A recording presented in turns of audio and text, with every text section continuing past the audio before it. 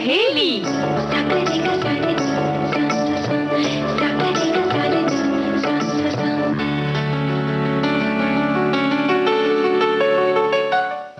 सखी सहेली कार्यक्रम सुनने वाली हमारी सभी सखियों को, सभी श्रोताओं को संगीता श्रीवास्तव और आकांक्षा सिंह का नमस्कार। जी, आकांक्षा कैसी हैं? बस बढ़िया, आप बताइए। बस बिल्कुल ठीक हैं और उम्मीद ये करते हैं कि हमारे जितने भी श्रोता हैं, जहाँ बहुत ज़्यादा ठंड पड़ रही है, वो गुनगुनी धूप का भी इंतज़ार करना शुरू कर दिए होंगे कि कब निकले और कब हम इसका फ़ायदा उठाएं। तो इन्हीं विषयों के साथ कुछ हम हाजिर हैं। आज बात करेंगे भारतीय नौसेना सप्ताह जो मनाया जा रहा है उसकी, और क्या विषय और हैं आकांक्षा? जी बिल्कुल। साथ ही साथ हम सखी विशेष के अंतर्गत बात करेंगे वीरांगना रानी अवंतीबाई की, रानी अवंतीबाई लोधी की। और जैसे कि आप धूप की बात कर रही थी, तो प्रकृति और हमारा स्वास्थ्य कितना जुड़ा हुआ है और उससे क्या हमें फायदे तो हैं ही, कभी कभी शायद नुकसान भी हो जाता है। जी बिल्कुल। तो उस बारे में थोड़ी बात करेंगे। जी, और साथ ही साथ विश्व एड्स दिवस भी है, तो इस पर भी थोड़ी बातचीत करेंगे जी। और आज मतलब जो 1 दिसंबर है आकांक्षा, सप्ताह पूरा कह सकते हैं कि भारतीय नौसेना सप्ताह के तौर पर मनाया जा रहा है। तो अगर हम नौसेना की बात करें तो नौसेना का इतिहास जितना पुराना है उतना ही गौरवशाली भी है। हमारे देश की सेनाएं न सिर्फ सीमा सुरक्षा बल्कि हमारे जो मान सम्मान है, जो कला है, संस्कृति है, भारतीय सभ्यता है, सभी की रक्षक हैं। बिल्कुल। तीनों सेनाओं में नौसेना भी हमारी अन्य 2 यानी थल सेना और वायु सेना से कदम मिलाकर चलती है, देश के हितों की रक्षा करती है। और हर साल 4 दिसंबर को हम नौसेना दिवस के रूप में मनाते हैं। अपने हितों की सुरक्षा हेतु 1971 की जंग में भारतीय नौसेना द्वारा जो दुश्मनों के खिलाफ एक आंदोलन जो चलाया गया था, जो ऑपरेशन चलाया गया था, जो अभियान था ऑपरेशन ट्राइडेंट, वो बेहद निर्णायक साबित हुआ था। और इस ऑपरेशन में रवाना जो सभी भारतीय नौसैनिक थे सुरक्षित वापस लौटे थे। तो दुश्मन के 4 जहाज़ों को डुबोया गया था और भारतीय पक्ष से 4 दिसंबर को कोई हताहत नहीं हुआ था। और इसी कारण ये जो अभियान है संगीता जी, ये द्वितीय विश्व युद्ध के बाद के जो नौसैनिक अभियानों के इतिहास में सबसे सफलतम माना गया है। तो वीरता के इस शानदार प्रदर्शन को चिन्हित करने के लिए हर साल 4 दिसंबर को हम नौसेना दिवस के रूप में मनाते हैं। इसीलिए जी बिल्कुल, क्योंकि जंगें तो होती हैं लेकिन उनमें जो शहादत होती है उसका भी बड़ा ये होता है, मोल होता है। लेकिन ये एक ऐसा ऑपरेशन था कि जिसमें हमारे सैनिक शहीद नहीं हुए और वहां से वापस आए थे। तो इसी उपलक्ष्य में हम मनाते हैं और काफी मान्यता दी जाती है आज के 4 दिसंबर को। जी। और जो आपने बात की 1971 की, तो मुक्ति वाहिनी सेना जो एक बड़ी ही सशक्त सेना मानी जाती थी, वो गुरिल्ला युद्ध नीति उसने अपनाया हुआ था। भारतीय नौसेना सन 1612 में ईस्ट इंडिया कंपनी की युद्धकारिणी सेना के रूप में इंडियन मरीन संगठित की गई थी और 1685 में इसका नाम बम्बई मरीन हुआ, जो 1830 तक चला। और 1934 के बाद रॉयल इंडियन नेवी का प्रादुर्भाव हुआ। 1950 को इंडियन नेवी या भारतीय नौसेना के रूप में अस्तित्व में आ गई, अर्थात इसका नाम बदल दिया गया। यानी कि पहले रॉयल इंडियन नेवी थी और बाद में अस्तित्व में नाम आया क्या भारतीय नौसेना का। ये तो संक्षिप्त सा इतिहास था इसका। भारतीय नौसेना सप्ताह के जो उपलक्ष्य में कई तरह के शिविर आयोजित किए जाते हैं, सरकार की तरफ से भी और डिपार्टमेंट की तरफ से भी। तो इनमें निःशुल्क स्वास्थ्य शिविर होते हैं जिसमें अलग अलग तरह के चेकअप की सुविधा भी होती है। और इस तरह के शिविर को लगाने का मकसद यही होता है कि हम यानी कि जो आम जनता है, जो लोग हैं, वो स्वास्थ्य के प्रति जागरूक रहें। हाँ, और जो ये सप्ताह मनाया जाता है, साथ ही साथ लोगों को एक तरह से जागरूकता के लिए भी कह सकते हैं कि ये सप्ताह मनाया जाता है कि हम अपने स्वास्थ्य के लिए तो सजग हो ही जाएं, साथ ही साथ जो कुर्बानियां हमारे देश के वीर जवान देते हैं उन्हें भी हम आजीवन याद रखें। बिल्कुल। और अपने देश की सेवा के लिए हमेशा से आगे आएं।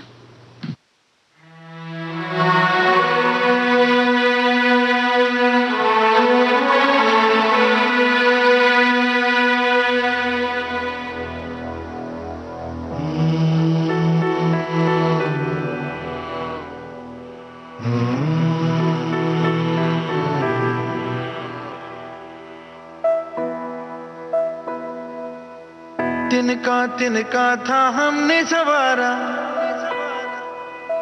अपनी वो माटी और घर बारा, लुट रहा ये चमन अपना वतन, आंखों से अपनी लुट रहा ये चमन अपना वतन, आंखों से अपनी।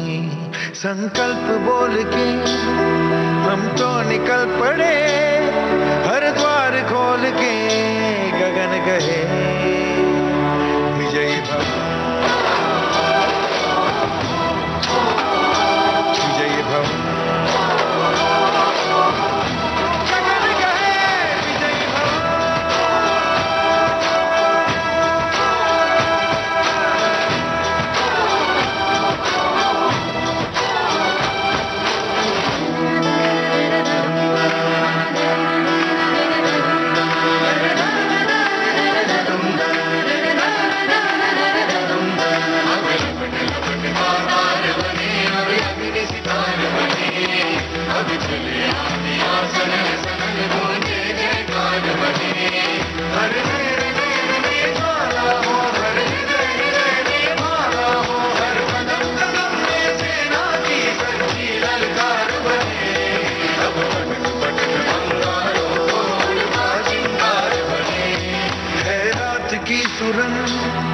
भटकी है रोशनी, है छटपटा रही रोशनी, गगन गए विजयी भव।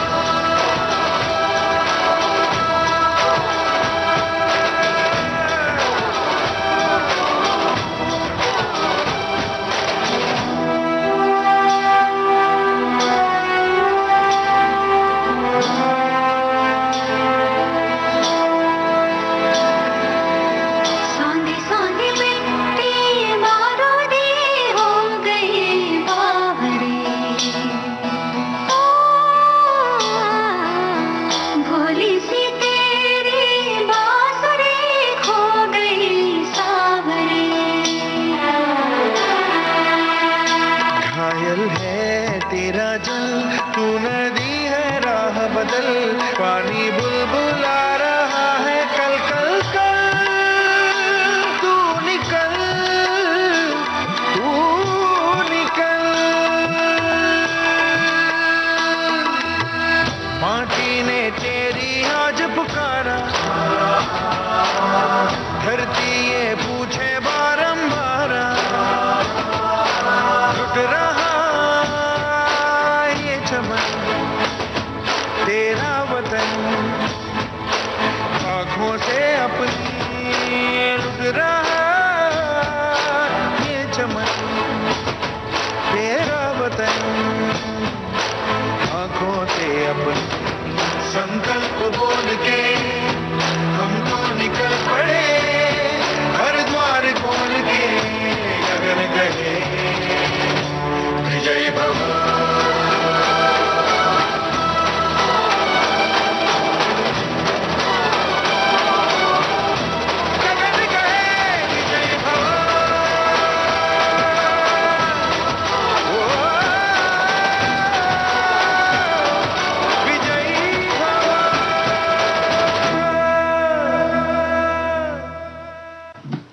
जी हाँ, हमारे देखिए श्रोताओं ने कमेंट्स लिखा है। एक श्रोता लिखते हैं कि प्रकृति में समय बिताना हमारे व्यस्त दिमाग के लिए बाम का काम करता है। क्या बात है। हाँ, और प्रकृति में समय बिताने से हमको कम तनावग्रस्त और कम उदास रहने में मदद मिलती है, यानी कि कम उदासी होती है। चिंताओं और विकर्षणों से उभरी दुनिया में बाहर निकलने के लिए समय निकालने से उन दैनिक तनावों में से कुछ दूर करने में दैनिक तनावों को अच्छा होता है। आउटडोर या आउटिंग में जाने से हमारे दिमाग पर शांत प्रभाव पड़ता है, भले ही वो हर दिन थोड़ा सा ही क्यों ना हो। हमें दिन में समय नहीं मिलता तो सूर्योदय या सूर्यास्त देख लेते हैं, दिल को बहुत सुकून मिलता है, फ्रेश फील होता है। क्या बात है। तो तात्पर्य यही है कि जब भी आपको समय मिले, आजकल इतनी भागती दौड़ती जिंदगी हो गई है हमारी कि अपने लिए तो क्या हम अपनों लिए मतलब अपनों के लिए तो क्या हम अपने लिए भी समय नहीं निकाल पाते हैं। तो जब भी आपको मौका मिले अपनों के साथ थोड़ा समय अपनेपन के साथ, प्रकृति के साथ ज़रूर बिताएं। जी। और जब स्वास्थ्य की बात हो ही रही है संगीता जी, तो बता दें कि आज 1 दिसंबर है, जी। जो विश्व एड्स दिवस के रूप में भी मनाया जाता है।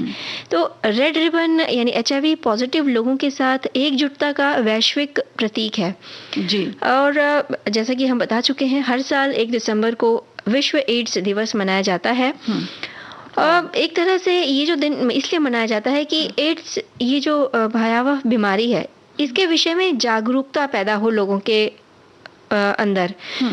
पहली बार 1988 में ये दिवस मनाया गया था और इसमें सरकारी, मतलब इस दिन सरकारी और गैर सरकारी दोनों स्तर पे जो संस्थाएं हैं, वो अपनी तरफ से पूरी कोशिश करती हैं कि कई तरह के कैंप लगा के लोगों के बीच में, आम लोगों के बीच में जागरूकता फैलाएं। एड्स की रोकथाम को लेकर लोगों में प्रचार और प्रसार करने को प्राथमिकता दी जाती है। हाँ, और देखिए क्या होता है कि जितनी भी कोशिशें सरकार की तरफ से की जाती हैं या बहुत सारे गैर सरकारी संस्थान भी होते हैं आकांक्षा, जिनकी तरफ से कोशिशें की जाती हैं, पर हम सबका सतर्क रहना बड़ा जरूरी है। बिल्कुल, बिल्कुल। जब हम अपनी तरफ से सतर्क रहेंगे तो फिर जब हमारे सामने कुछ इस तरह की परिस्थिति आती है तो हमारी सतर्कता से और लोग भी सतर्क हो जाते हैं। बिल्कुल, तो ये बहुत जरूरी होता है। और एक्वायर्ड इम्यून डेफिशिएंसी सिंड्रोम यानी कि एड्स, इसमें एक खास तरह के जीवाणु होते हैं, HIV ह्यूमन, जो कि ह्यूमन इम्यूनो डेफिशिएंसी वायरस होते हैं। जी, डेफिशिएंसी वायरस जो होते हैं, यानी कि ये जो वायरस होते हैं वो हमारे इम्यून सिस्टम को एक तरह से कह सकते हैं कि असर करते हैं, जो किसी भी उम्र के लोगों को प्रभावित करते हैं। और वैज्ञानिक ऐसा मानते हैं कि इसका इलाज संभव है और हमारा भी यही फर्ज है कि हम सब भी इस रोग के प्रति, रोगी के प्रति किसी तरह का कोई दुर्व्यवहार न करें। क्योंकि देखिए, जब हमारे सामने इस तरह की कोई परेशान होते हैं लोग, इस तरह की परेशानियां सामने आती हैं, तो हमें तो पता है कि भाई इनका इम्यून सिस्टम ठीक नहीं है, तो उनके खान पान का ख्याल रखना, उन्हें किसी तरह से कोई मानसिक तकलीफ ना हो, इस बात का भी ख्याल रखना, ये सब हमारा फर्ज होता है।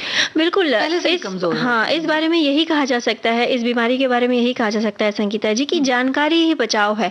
आप अपने आप को जितना इस बीमारी के बारे में जानकार करेंगे, मतलब अपने आप जितनी जानकारी इकट्ठा करेंगे, उतना ही बचाव संभव होगा। और ये एक तरह से कह सकते हैं कि ये छुआछूत की बीमारी नहीं है, छूने से ये रोग नहीं फैलता है। तो जो इसके रोगी हैं, उनसे आप दुर्भावना न रखें, उन्हें भी अपनेपन की जरूरत है। तो हो सकता है, फिर कहते हैं ना कि उन्हें अंदर से जो तकलीफ हो, किसी के अपनेपन से अंदर की जो तकलीफ है उनकी, वो कम हो जाए। जी बिल्कुल, प्यार की भावना ही एक ऐसी भावना होती है कि देखिए, कई बार हमने ये भी देखा है कि हॉस्पिटल्स में जब डॉक्टर्स होते हैं तो वो कितने प्यार से बात करते हैं अपने जो भी पेशेंट्स होते हैं उनसे, तो उनका प्यार जो होता है, उनको ऐसा लगता है कि ये प्यार हमें मिला तो ये बहुत बड़ी बात है। तो जिंदगी के लिए उनके अंदर भी जीने की कोई इच्छा जो होती है, वो एक तरह से कह सकते हैं कि फिर से जागृत हो जाती है।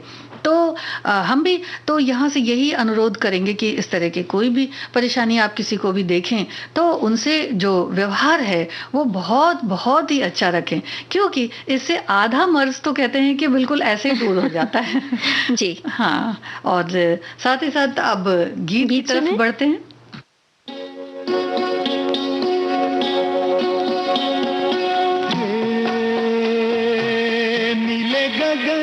तले धरती का प्यार पले, नीले गगन के तले धरती का प्यार पले, ऐसे ही जग में आती है सुबह, ऐसे ही शाम ढले,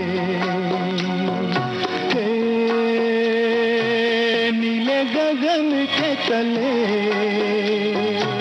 धरती का प्यार पले।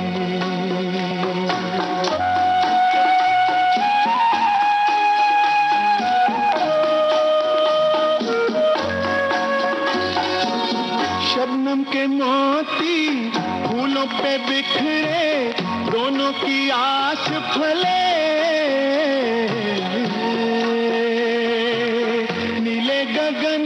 चले धरती का प्यार पले।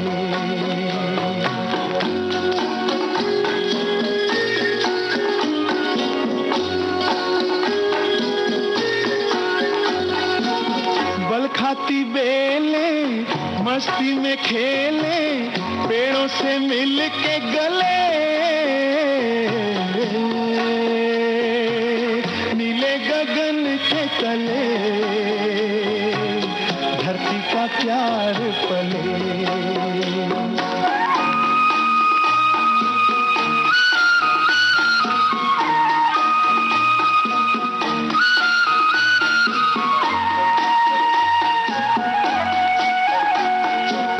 नदिया का पानी दरिया से मिलके सागर की ओर चले नीले गगन के तले धरती का प्यार पले ऐसे ही जग में आती है सुबह ऐसे ही शाम ढले नीले गगन के तले धरती का प्यार पले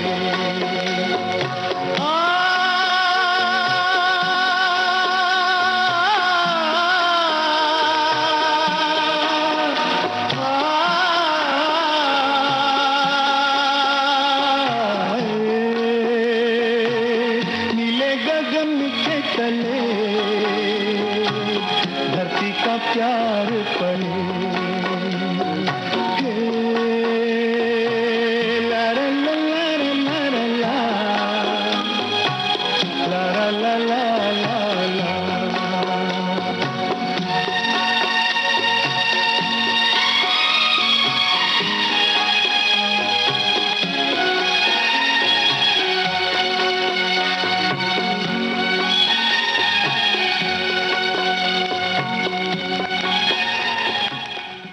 मौसम भी आजकल ऐसा ही है आकांक्षा। वही संगीता जी, नीले गगन के तले हरियाली के रूप में धरती का जो प्यार है वो मन को एक अलग ही सुकून देता है। कहते हैं ना, हम एक अलग ही दुनिया में पहुंच जाते हैं। और हमारे अब मैं कहने वाली थी, जब हम लोग विश्व एड्स दिवस की बात कर रहे थे जी, तब मैं कहने वाली थी यही कि प्रकृति जो है वो बहुत सारी बीमारियों को भी बिल्कुल ठीक करती है। और कई सारे हमारे श्रोताओं ने इस बारे में हमें कमेंट्स भी लिखे हैं, प्रतिक्रिया बिल्कुल। हमारे एक श्रोता लिखते हैं कि हमारे मानसिक स्वास्थ्य और प्रकृति का गहरा नाता है। प्रकृति के बीच रहने से मन प्रफुल्लित रहता है और इसीलिए हम छुट्टियों पर प्राकृतिक वातावरण में जाना पसंद करते हैं। और हो सके तो उतने ज्यादा पेड़ लगाएं जो हमारे लिए ही फायदेमंद है। हमारे गार्डन में पौधों को हम बड़ा करते हैं, उसकी देखभाल करते हैं। और जब पौधों में कलियां आती हैं तो सुबह सुबह फूल देखकर मन खुश हो जाता है। उस मनस्थिति का वर्णन करना संभव नहीं। हम एक बार प्रकृति से जुड़ें तो हमें कुछ नहीं करना, दूसरी बार प्रकृति अपने आप हमें अपने पास बुलाएगी। नन्हे कोपले और कलियां पूरे दिन ऊर्जा का स्रोत बन जाती हैं। और हमारे एक श्रोता और लिखते, तो इनका पहले तो बहुत बहुत धन्यवाद देते हैं जी। इन्होंने इतनी अच्छी बात लिखी। और एक हमारे श्रोता लिखते हैं कि सुबह का टहलना सभी बीमारियों से बचने के लिए सबसे अच्छा औजार है। अगर आप नियमित आदतें बनाएंगे तो आपको डॉक्टरों के पास कम जाना पड़ेगा और आप सुंदर और स्वस्थ दिखेंगे।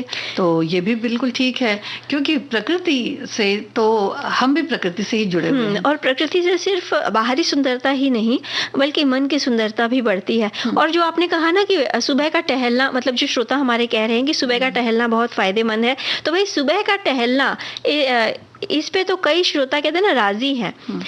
एक श्रोता लिख रहे हैं कि मानवीय काया जो है प्रकृति की सर्वोत्तम संरचना है। प्रकृति के बीच सुबह को टहलना हो या बगीचों में पानी डालना हो, इनसे हमारा जो मानसिक स्वास्थ्य है उस पर सकारात्मक प्रभाव पड़ता है। जी। और जब हम सुबह टहलते हैं, आजकल की बात हम कहते हैं, क्योंकि श्रोता बहुत ही जागरूक हैं और चाहते हैं कि भाई थोड़ी गुनगुनी धूप का भी आनंद लिया जाए, तो इसके लिए सैर तो बहुत अच्छी है सुबह की। लेकिन जब इस वक्त जाते हैं तो थोड़ी सी सावधानी भी बरतें, बिल्कुल अच्छी तरह से ओढ़ बोढ़ कर जाएं। हाँ भाई, चूंकि माहौल ऐसा है, थोड़ी ठंड भी है और चूंकि कोरोना का माहौल है, तो जब भी आप बाहर जाएं, भले ही टहलने जाएं, सुबह भीड़ भाड़ वाली जगह नहीं होती जगहें नहीं होती, लेकिन फिर भी आप मास्क लगाना ना भूलें, है ना? मतलब जो कोरोना के सारे नियम हैं, जो प्रोटोकॉल्स हैं, उन्हें हमेशा फॉलो करें। जी, और तभी तो हम स्वस्थ भी रहेंगे। देखिए कई बार ऐसा हम ये देखते हैं कि भाई लोग ये सोचते बड़ा आलस कर जाते हैं कि जाना पड़ेगा, सुबह उठना पड़ेगा, टहलना पड़ेगा और फिर नींद भी खराब होगी, नींद खराब करनी पड़ेगी, ये कह सकते हैं। तो ऐसा बिल्कुल भी नहीं है, क्योंकि प्रकृति जो है या जो भी मौसम होते हैं, देखिए जब बदलते हैं तो हमारे शरीर में कुछ न कुछ उसका प्रभाव सकारात्मक भी पड़ सकता है, नकारात्मक भी पड़ सकता है। तो इससे ये पता चलता है कि प्रकृति जो है वो हमारे कितने करीब है, हम प्रकृति के कितने करीब हैं।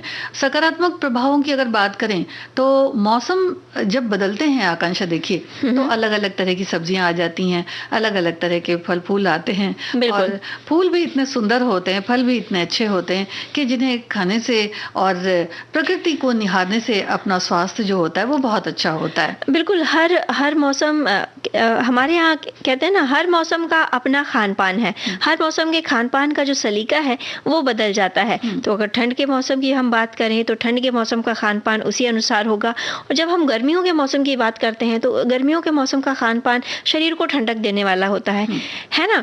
तो कहने का मतलब यही है कि जैसे जैसे मौसम बदलता है उसी के अनुसार अगर हम अपने खान पान में बदलाव रखेंगे, उसी के अनुसार अगर हम अपनी दिनचर्या को ढालेंगे तो हमेशा हमारे शरीर को फायदा ही होगा, चाहे वो मानसिक रूप से हो या शारीरिक रूप से। हाँ, लेकिन होता नहीं है ऐसा क्योंकि हम करते नहीं ना। बिल्कुल, बड़ा उल्टा हो जाता है। क्योंकि देखिए कई जो हम लोग हैं वो कई बार ऐसा होता है कि मौसम थोड़ा सा जब ठंडक की तरफ बढ़ता है तो स्वास्थ्य का ध्यान नहीं देते और एसी चलाते रहते हैं।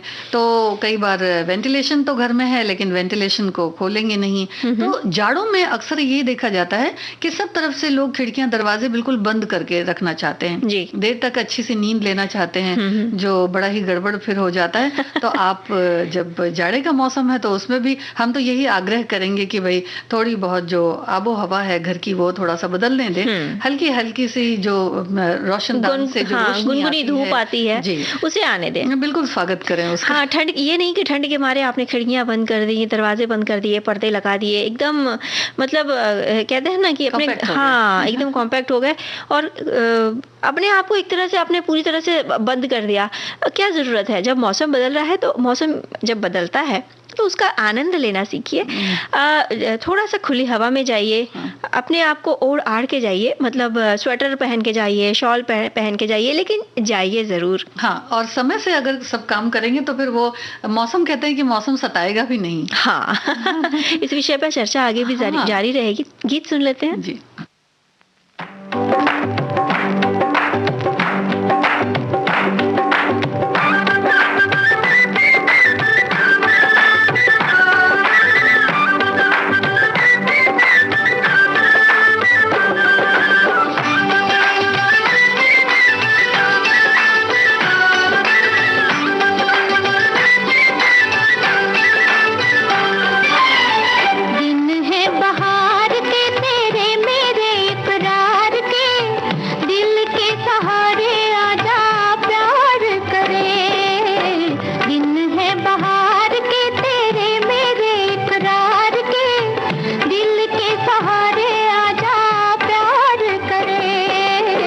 दुश्मन है प्यार के जब लाखों गम संसार के, दिल के सहारे कैसे प्यार करें।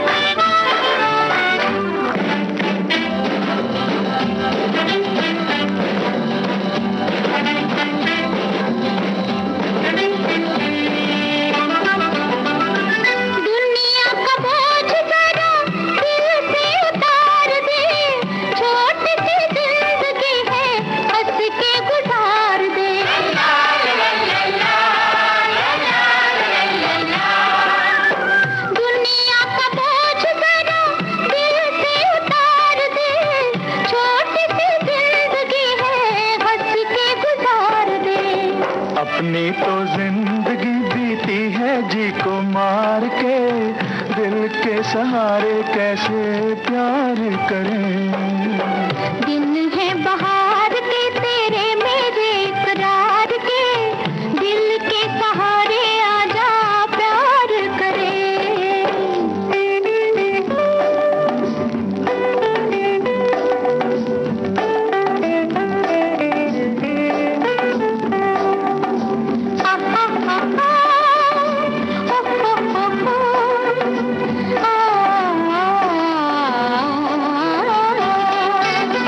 अच्छा नहीं होता यूं ही सपनों से खेलना, बड़ा ही कठिन है हकीकतों को झेलना।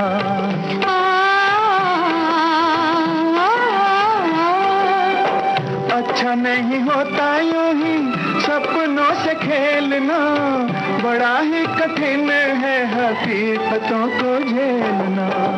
अपनी हकीकतें मेरे सपनों पे वार के, दिल के सहारे आजा प्यार करें। दुश्मन है प्यार के जब लाखों गम संसार के, दिल के सहारे कैसे प्यार करें।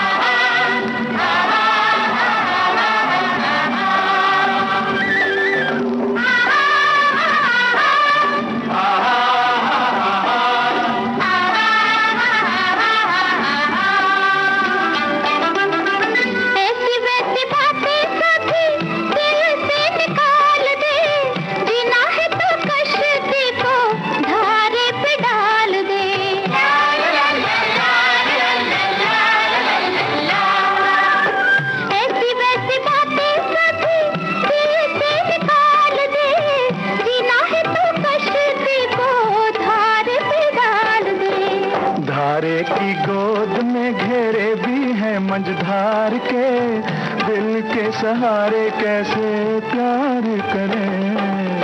दिन है बहार के तेरे मेरे इकरार के, दिल के सहारे आजा प्यार करें। दिन है बहार के तेरे मेरे इकरार के, दिल के सहारे आजा प्यार करें।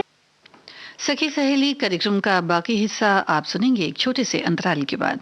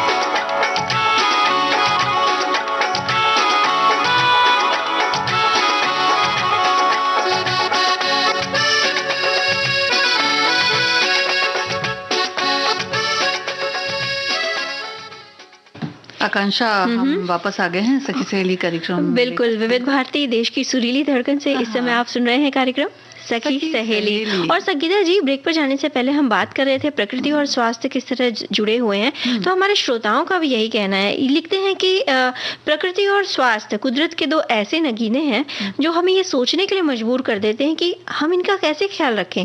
प्रकृति जहाँ हमें सुंदरता का एहसास कराती है, हरियाली का एहसास कराती है, हवाओं, घटाओं, बहारों, नदियों, पहाड़ों का एहसास कराती है, हमें अपने आवरण में, अपनी गोद में बिठाकर जीवन यापन का सुनहरा अवसर देती है, उसका कोई मोल नहीं है।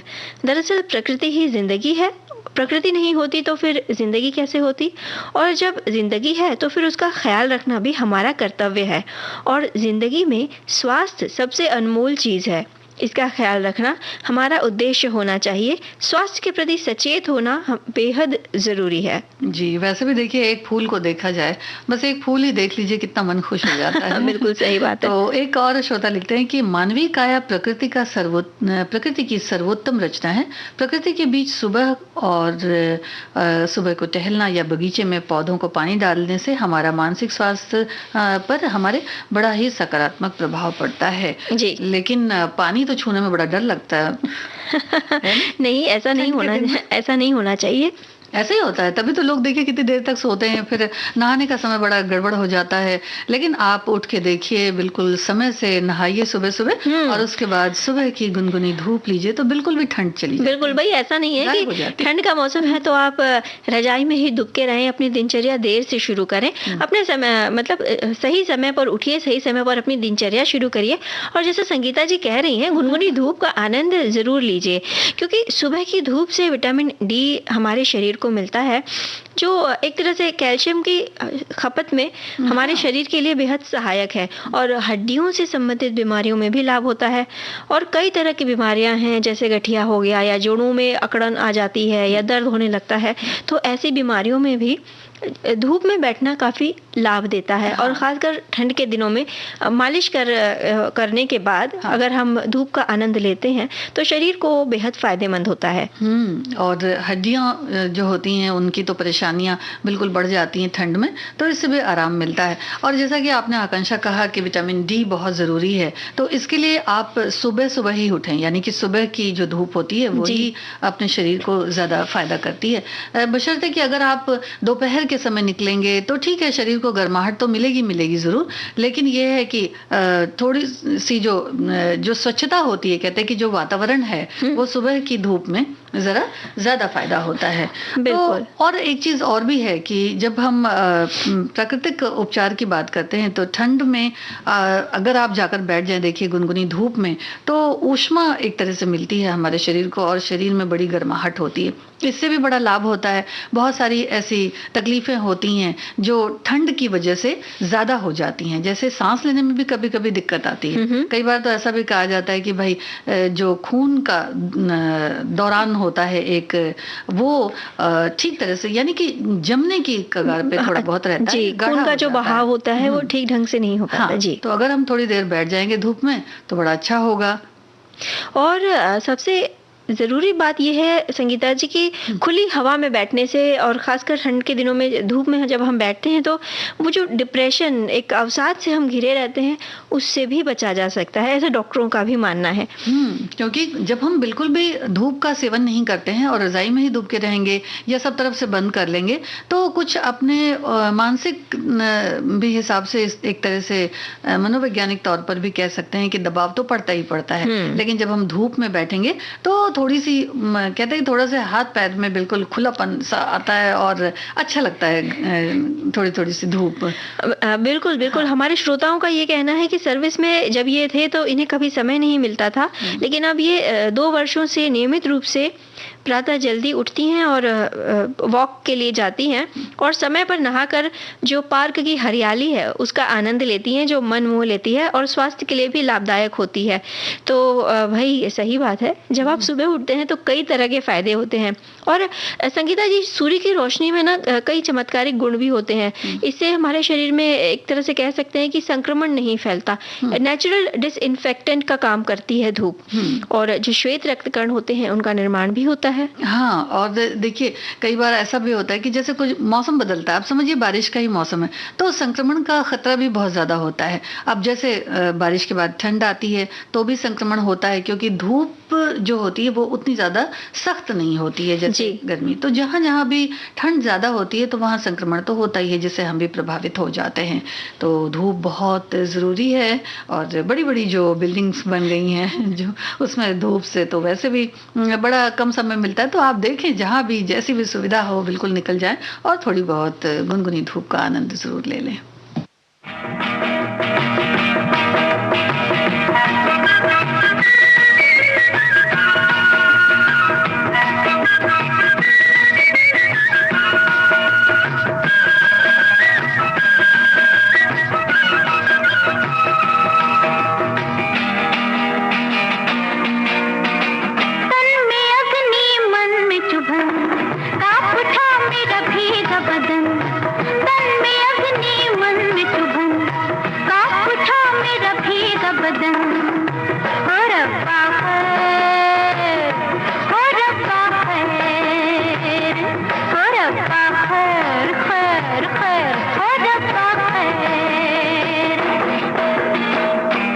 मुख जैसे दर्पण, काली लट जैसे नागन।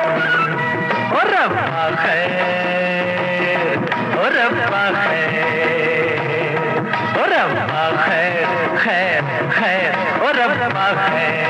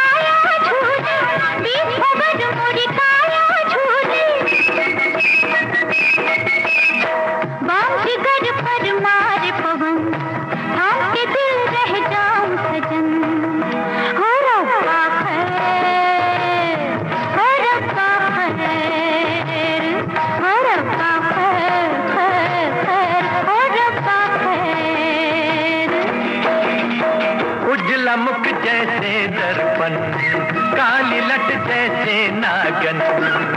ओ रब्बा खैर, ओ रब्बा खैर, ओ रब्बा खैर, खैर खैर, ओ रब्बा खैर।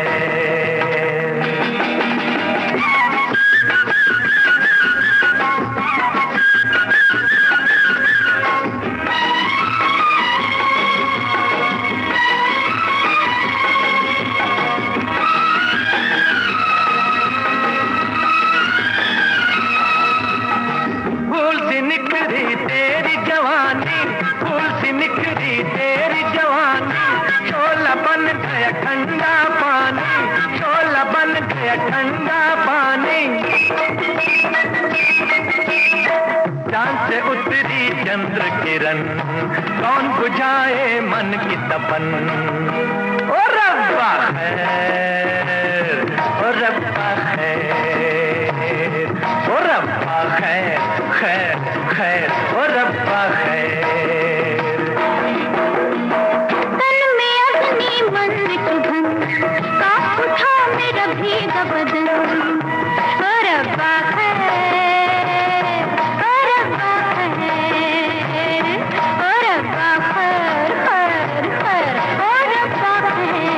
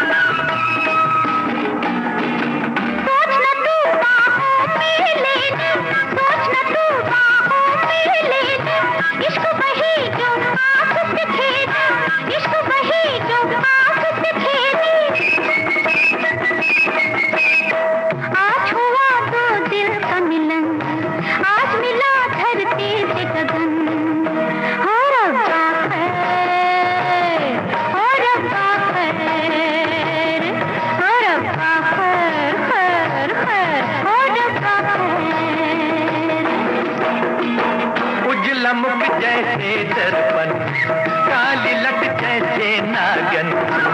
ओ रब्बा खैर, ओ रब्बा खैर, ओ रब्बा खैर, खैर खैर, ओ रब्बा खैर। देखिए, गीत में इतना सारा पानी है, तो ठंड तो लगे ही लगेगी। तो फिर धूप में जाना वैसे ही जरूरी है। हाँ, लेकिन मौसम ऐसे होते हैं आकांक्षा कि हम लोग तो एक तरह से कह सकते हैं कि आलस कर सकते हैं, लेकिन कुछ लोग ऐसे होते हैं जो बड़े ही समर्पित होते हैं। उनके लिए कोई भी मौसम हो बिल्कुल भी फर्क नहीं है, बिल्कुल निकलना है घर से तो निकलना ही है। ऐसी ही हमारी एक वीरांगना है रानी अवंतीबाई लोधी, जिनके लिए आज हम बात करेंगे। 1857 की प्रथम स्वतंत्रता संग्राम में अपने प्राणों की आहुति देने वाली प्रथम महिला शहीद वीरांगना थी रानी अवंतीबाई। सन 1857 के मुक्ति आंदोलन में महारानी अवंतीबाई लोधी एक ऐसी वीरांगना है जिनके बलिदान के लिए इतिहास हमेशा ऋणी रहेगा। बिल्कुल, इनका जन्म 16 अगस्त 1831 को ग्राम मनकहनी, जिला सवनी, मध्य प्रदेश में है ये जगह। वहाँ पे जमींदार राव जुंझार सिंह के यहाँ हुआ था। पिता ने अवंती के गुणों को पहले ही परख लिया था, सो शिक्षा दीक्षा में कोई भी कोर कसर उन्होंने बाकी न रखी। उन्होंने युद्ध कला और घुड़सवारी में भी अपनी काबिलियत को साबित कर दिया अवंतीबाई ने। तो पिता ने अपनी पुत्री का ब्याह रामगढ़ रियासत के राजकुमार विक्रमादित्य सिंह लोधी के साथ कर दिया। 1850 से राजकुमार विक्रमादित्य ने शासन की बागडोर संभाली, लेकिन ज्यादा समय न दे पाने के कारण राजकाज का ज्यादातर कार्य रानी अवंतीबाई के जिम्मे आ गया, जिसका संचालन वो बड़ी लगन के साथ करती थी। रानी के 2 पुत्र रत्न हुए, अमान सिंह और शेर सिंह। 1855 में अचानक राजा विक्रमादित्य का निधन हो गया और उस समय दोनों राजकुमार जो थे वो छोटे थे, तो इसलिए राजकीय कार्यभार की जो पूरी जिम्मेदारी थी वो रानी अवंतीबाई पर आ गई। इधर गवर्नर जनरल लॉर्ड डलहौजी की जो हड़प नीति थी उसने भारत के शासकों की नींदें उड़ा रखी थी और रानी सब जानती थी और डलहौजी की दबे पांव चाल की आहट को सुन रही थी, लेकिन कोई भी गलती वे करना नहीं चाहती थी। जी, क्योंकि उन्हें मालूम था कि कंपनी की सेना का बल और उसकी आधुनिकता भारतीय स्थानीय राजाओं से मतलब कहीं ज्यादा अधिक है। और ये भी जानती थी कि सतारा, जैतपुर, नागपुर और झांसी सहित कई देशी रियासतों का अंग्रेजी साम्राज्य में विलय कर दिया गया है और वो 1857 के विद्रोह को करीब से देख भी रही थी, भाप भी रही थी। जी, इसी बीच रामगढ़ पर भी कोर्ट ऑफ वार्ड्स की कार्रवाई हुई, क्योंकि राजकुमार नाबालिग थे और शासन की बागडोर रानी के हाथ में थी। रामगढ़ रियासत के लिए भी कंपनी ने इसी फरमान के तहत सरबराहकार नियुक्त किए और शोख मोहम्मद और मोहम्मद अब्दुल्ला को रामगढ़ भेजा गया। इस प्रकार रामगढ़ कोर्ट ऑफ वार्ड्स के अधीन चला गया। रानी को जिस बात का अंदेशा था वही हुआ। उन्होंने दोनों सरबराहकारों को बाहर निष्कासित कर दिया। इस कुचक्र के विरोध में रानी अवंतीबाई ने पूर्वा में इस जगह के आसपास के जमींदारों और राजाओं का विशाल सम्मेलन बुलाया, जिसकी अध्यक्षता गोंड राजा शंकर शाह कर रहे थे और वो मध्य भारत की क्रांति के नेता भी माने गए। आंदोलन और क्रांति के प्रचार प्रसार के लिए एक पत्र 2 काली चूड़ियों की पुड़िया प्रसाद के रूप में वितरित की गई और पत्र में लिखा गया, अंग्रेजों से संघर्ष के लिए तैयार रहो या चूड़ियां पहनकर घर में बैठो। तुम्हें धर्म ईमान की सौगंध है, जो इस कागज का सही पता बैरी को दो। पुड़िया रख ली तो समझो क्रांति में अंग्रेजों के विरुद्ध अपना समर्थन आपने जता दिया।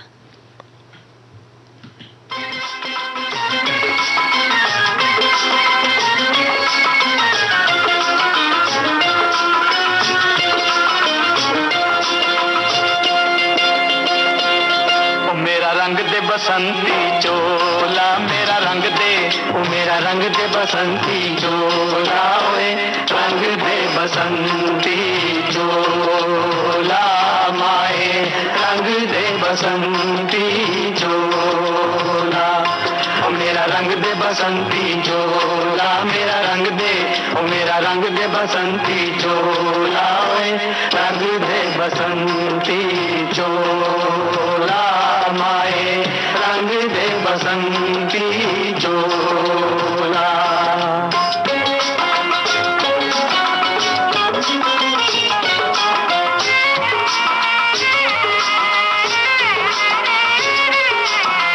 दम निकले इस देश की खातिर बस इतना अरमान है, दम निकले इस देश की खातिर बस इतना अरमान है, एक बार इस राह में मरना 100 जन्मों के समान है। देख के वीरों की कुर्बानी, देख के वीरों की कुर्बानी, अपना दिल भी बोला मेरा रंग दे बसंती चोला, ओ मेरा रंग दे बसंती चोला, मेरा रंग दे, ओ मेरा रंग दे बसंती चोला, ओए रंग दे बसंती चोला माए, रंग दे बसंती चोला।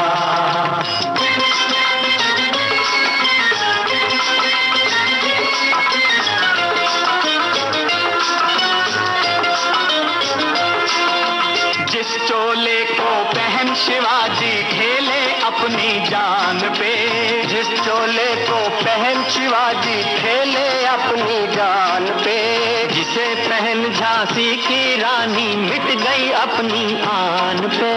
आज उसी को पहन के निकला,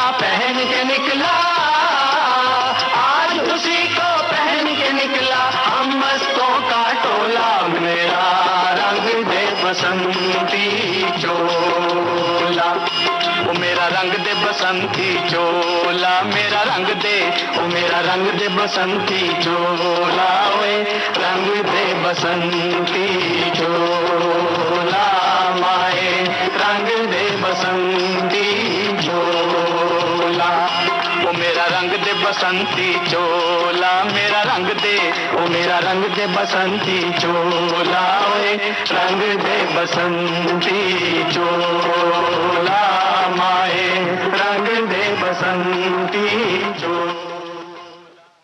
आकांक्षा, ईस्ट इंडिया कंपनी की जो सेना थी वो भारतीय जो भी राजा रजवाड़े थे उनकी सेनाओं से बहुत ज्यादा थी, तो इसीलिए रानी ये चाहती थी और कि मतलब ज्यादा से ज्यादा लोग साथ में आ जाएं। तो इस प्रकार एक के बाद एक राजा रजवाड़े और जमींदारों के साथ साथ आम लोग भी रानी अवंतीबाई को समर्थन देते गए, आगे आते गए और बस अब एक चिनगारी की आवश्यकता थी।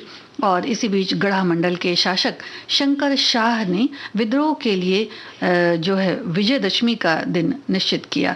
पूरे महाकौशल में विद्रोह की लहर तेज थी, गुप्त सभाएं और पुड़ियों का वितरण होता रहा। और इधर कंपनी ने भी लोगों की धरपकड़ तेज कर दी। शंकर शाह और उनके पुत्र राजकुमार रघुनाथ शाह को मृत्युदंड दिया गया और इसके बाद क्रांति की जैसे आंधी सी चल पड़ी। कई राजाओं और जमींदारों ने रामगढ़ के सेनापति के नेतृत्व में जुआ बिछिया थाने पर चढ़ाई कर दी और उसे अपने से में ले लिया। जी, रानी अवंतीबाई के साथ उनके अपने सिपाही थे, अंगरक्षक और वीरांगनाएं थीं। रानी ने घुघरी पर चढ़ाई और वहां कब्जा कर लिया और मंडला नारायणगंज मार्ग को बंद कर दिया गया, जिसे अंग्रेजों की तरफ से आने वाली जो सैन्य टुकड़ी थी उसको वहीं पर रोका जा सके, आगे ना आने दिया। बिल्कुल, और अब तक जो विद्रोह था पूरे मंडला और रामगढ़ में फैल गया। अंग्रेज कमिश्नर वॉशिंगटन विद्रोह को दबाने में असफल रहे। इस वक्त तक रानी अवंतीबाई ने लगभग पूरा जिला अंग्रेजों के हाथों से मुक्त करा लिया था। 23 नवंबर सन 1857 को मंडला के पास ग्राम खैरी में अंग्रेजों और रानी अवंतीबाई के बीच एक घमासान युद्ध छिड़ा और कमिश्नर मंडला छोड़कर भाग खड़ा हुआ और रानी ने पूरे मंडला और रामगढ़ राज्य को स्वतंत्र करा दिया। अंग्रेजों को इस तरह से एक नारी के हाथों इतना अपमान, इतनी बड़ी शिकस्त ये हजम न हुई और बदला लेने के लिए पुनः अपनी सेना को और शक्ति के साथ संगठित करना उन्होंने शुरू किया, जुट गए इस काम में और 15 जनवरी 1858 को घुघरी पर नियंत्रण कर लिया।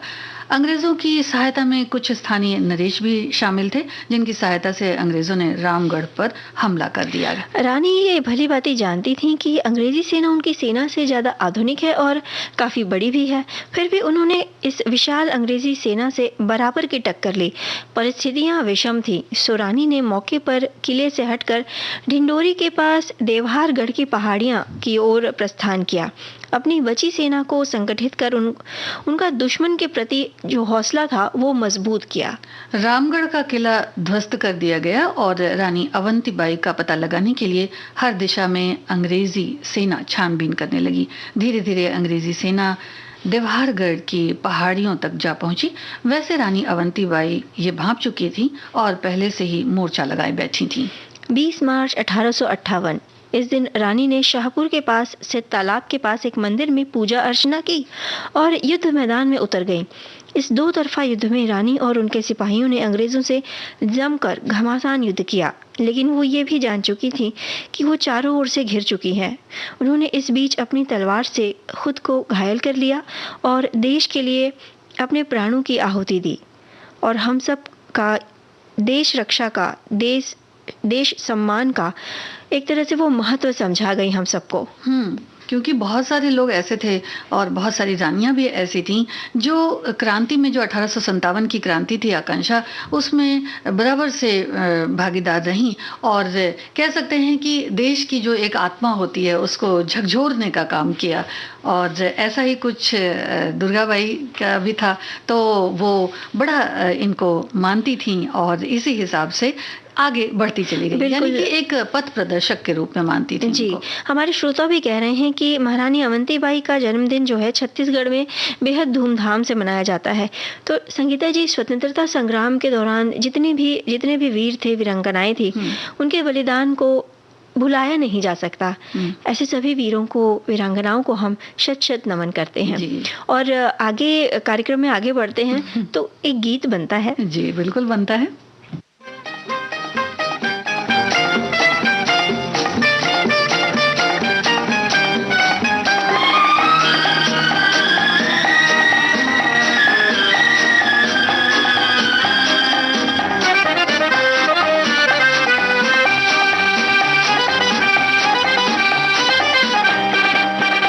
इन प्यार की राहों में तेरा ही सहारा है, हाँ मिल के चले हम तुम, मौसम का इशारा है।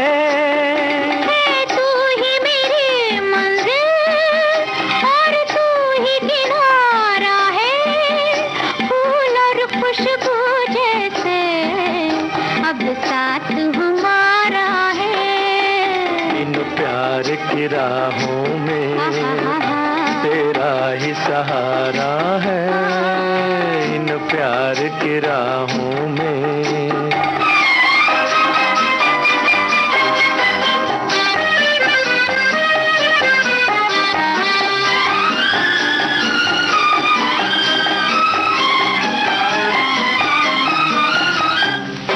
रंग देख के फूलों का दिल बस में नहीं रहता, खुद सुन लो मेरी धड़कन, मैं कुछ भी नहीं कहता।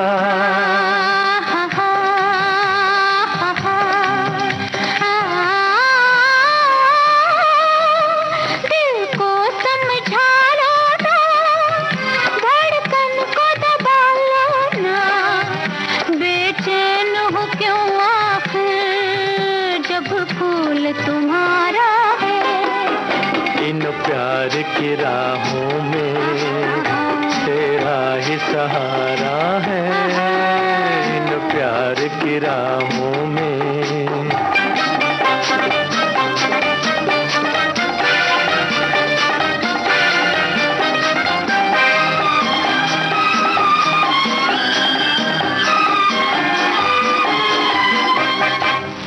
बेचैन तो होंगे ही तुम, बात वो करती हो, अब डर है तुम्हें किसका, किस बात से डरती हो।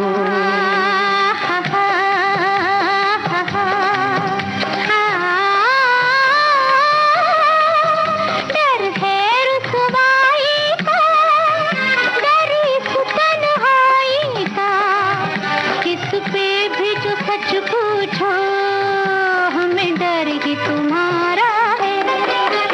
इन प्यार की राहों में तेरा ही सहारा है, इन प्यार की राहों में।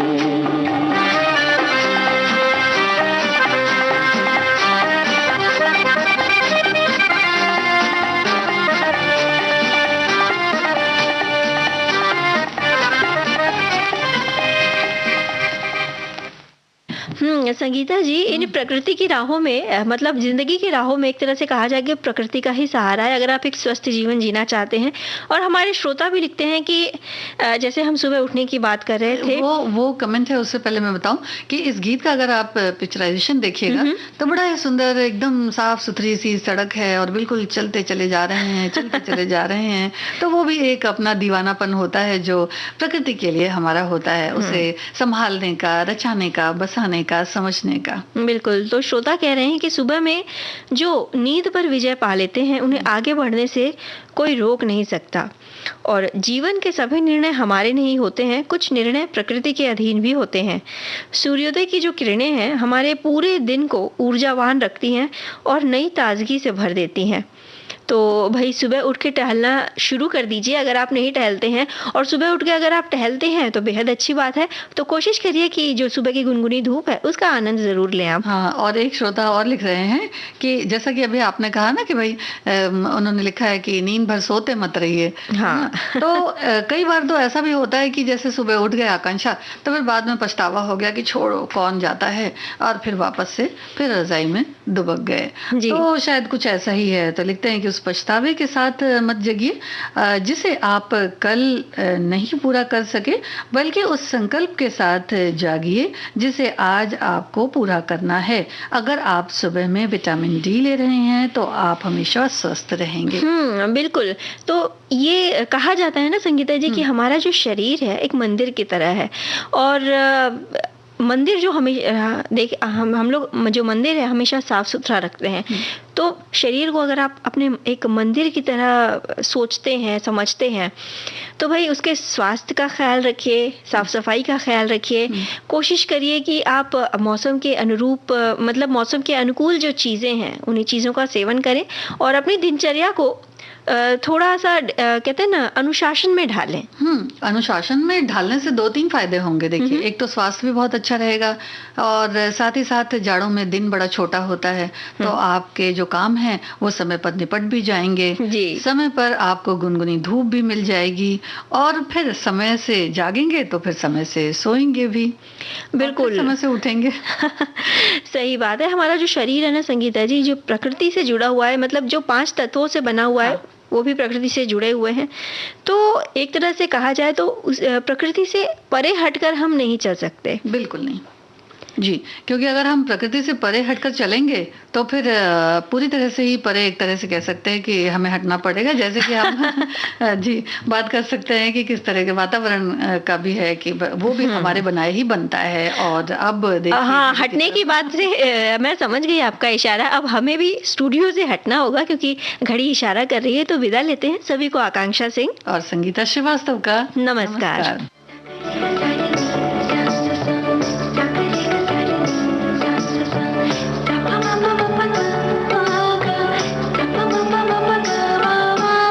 सखी सहेली।